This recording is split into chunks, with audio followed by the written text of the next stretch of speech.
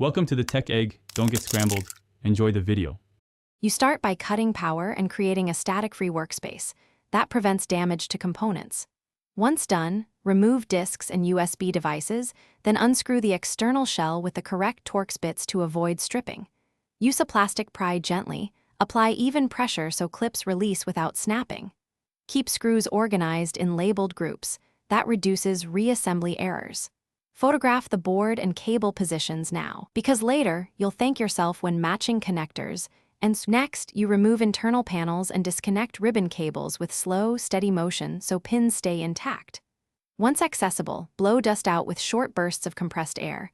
Hold fans so they don't spin freely and risk bearing damage. Use a soft brush to dislodge packed debris, then dab isopropyl on a lint-free swab for grime. This dissolves oils fast. If thermal paste is crusty, clean and plan to replace it. Good contact keeps temperatures down and performance stable.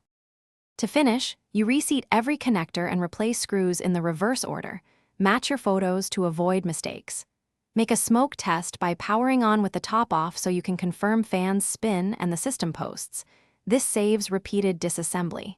If it boots, shut down and finish closing the case with even screw torque.